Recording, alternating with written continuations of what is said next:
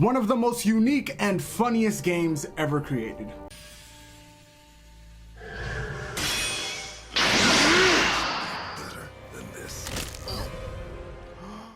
What up everybody, welcome to the channel. I am your host Mike Fury and I make informative videos just like this one, so please hit the subscribe button and hit the notification bell so you don't miss out on any future content. And here is my review for South Park: Stick of Truth. Story: you are the new kid, recently have moved from God knows where to South Park. All alone, your dad entrusts you to go around and make some new friends. While walking around, you see a knight getting jumped crazy in the streets of South Park. You save him and thus begins your epic tale of humans, elves, aliens, and of course, Nazis. Throw in the almighty stick, Taco Bell, Man Bear Pig, and the great Morgan Freeman. Don't forget our Lord and Savior, Jesus Christ. Lock and load.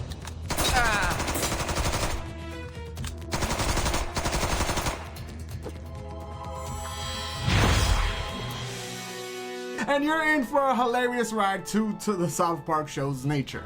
The story is great, funny as hell, inappropriate, ridiculous, and one of the best licensed video game stories of all time. Craig, this is detention, okay? Stop looking at your watch because you're here for 3 hours, buddy, okay? Whatever. Now don't think your friends are gonna come bust you out this time, Craig.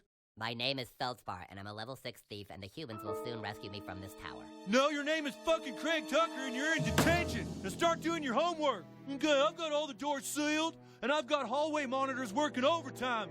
Nobody's gonna save your ass today, Craig, okay? Pros: where to begin? The graphics, ripped directly from the show itself. All characters and all parts of South Park look the part, act the part, and it's true to the TV series' nature. And in terms of the graphical part, while you're in combat, you'll get to see a lot of flashy moves, especially ultimates like Butter's Professor Chaos or Cartman's Curse. Like, they're just really flashy, really colorful, a whole lot of just paper mache, because that's in reality, if we want to get technical, South Park is just built off of paper mache. But it's just awesome. The presentation is nailed here, and we wouldn't have it any other way. Now, also part of the presentation, you have South Park as your sandbox. It is filled with each and every, well, not each and every character ever created for South Park, but almost all of the main ones are here. They're all detailed, from the bums that litter the streets and the corners and the crack houses, to ginger hall monitors, to fan favorites like Stan's dad, Mr. Slave, and Mr. Hanky. They're all here. And you also get a bunch of cool locations, from spaceships to the sewers to meth labs and even Canada. It is awesome and it fits the game perfectly. This is where the magic happens. Last week, Cartman's mom was here with a few men having a whole lot of magic. She was doing hand magic and butt magic. Audio: it's great, like it really is. There's really not much you can say, especially when the writing is this good. The writing, hands down, is fantastic. All TV actors reprise their roles. Every single joke, every single punchline, every single callback to previous TV moments is spectacular. Now, when it also comes to audio, you will get some different little songs and unique to the show that you could actually listen to. And in the background, the environmental songs, you will also hear them, especially during big boss battles and things of that nature. They all sound pretty good. Now, you will find some audio like hiccups here and there where certain songs don't play or it sounds like it's kind of dead in the background, but it's like the song is playing really low. So I wish they would just up that bit, but I'm not gonna knock it for that. That's only happens in very few occasions. Also, attacks during combat, due to the simple fact that you are limited to a certain amount of characters, can get repetitive, and especially since you're fighting repeat enemies. Again, that is a note we will take in the con side. Gameplay: it is a blast. After you create your silent protagonist, you will pick a class, one of 4: warrior, mage, thief, or Jew. And it's as funny as it sounds. Each and every single class plays different, and they all have different powerful attacks. Then you play the tutorial, which explains the basics. Turn-based combat for each and every one. Like classic RPGs, you will find loot, consumables, items of importance, and swap out your weapons and armor as you level up and find them. Choose your companions. Now, do keep in mind you will go unlocking set companions as you progress through the game, and eventually you will have them all at your disposal, which is dope. The game also has a great variety of enemies. You can fight rats, hobos, Mongolians, rare creatures for Jim, which are completely ridiculous. This was made by Obsidian, so you already know, mad RPG elements. Making friends unlocks perk points for your perks. Leveling up unlocks skill points for all your abilities, making them more powerful and adding effects to said skills. You also have weapon augments that add cool effects like bleed, slow, burn, and gross. Gross. You even learn to harness the power of your farts to be used in and out of combat, which is awesome. And the great part is that once you customize your character at the start of the game, you will unlock customization as you progress, thus making it being able to actually change his costume. So just because you didn't get the haircut you wanted at the start of the game doesn't mean you won't find it later on in the game, which is awesome.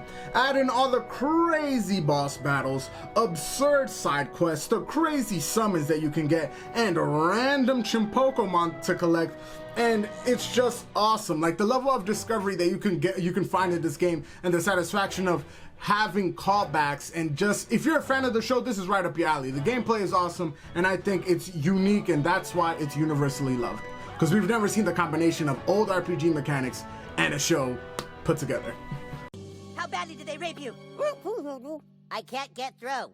The door appears to be enchanted, so I can't turn the knob. You can't hold the doorknob, Bard. That's cheating. Yeah, I can. I have the stick of truth, which means I control the universe, and I say holding the doorknob is okay. Cons. To a certain degree, I'll put light tutorial. The tutorial doesn't explain everything that you need to know, and you will have to learn as you progress through the game.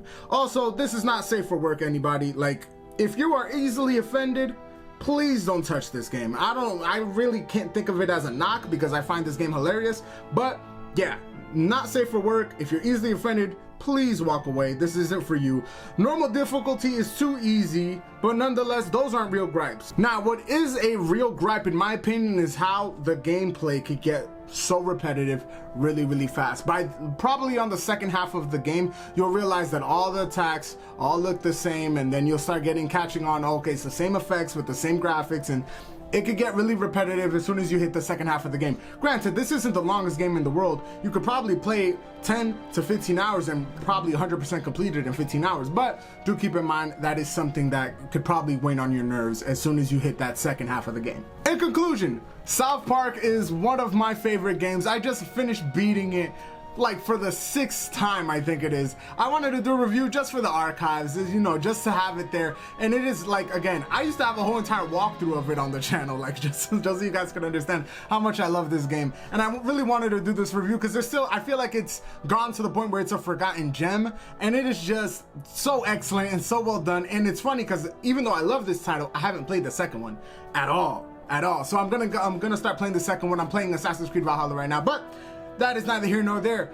The final score for South Park Stick of Truth is a 9.5 out of 10. It is awesome, especially since it goes on sale so often. It is an awesome experience that everybody should play at least one time in their life, just so they can experience what a good IP, what a good licensed game could actually possibly be. When you have so much tender love and care like Obsidian does, and then you have all of the actors from the show and even the creators of the show writing the original scripts for the story.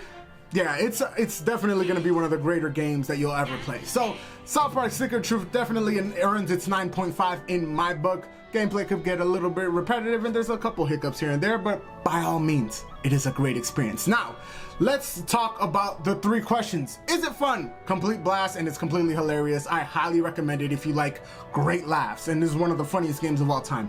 Is it for you? I would say that it's for anybody who's over 18. Like, over 18, there's a lot of subject matter, there's naked people, there's weird things, there's aliens, probes doing all types of weird, if you're over 18, please and thank you, and avoid your parents getting mad at me. And finally, is it worth it? You can find this as low as $8 and $7 at any point in time. Black Friday's is right around the way. Go ahead and cop it. If you haven't copped South Park Stick of Truth, I highly recommend it. It is one of the greatest, I can't repeat that enough, one of the greatest experiences in terms of video game. And it's decently paced too. Like 10 hours of a South Park is like what?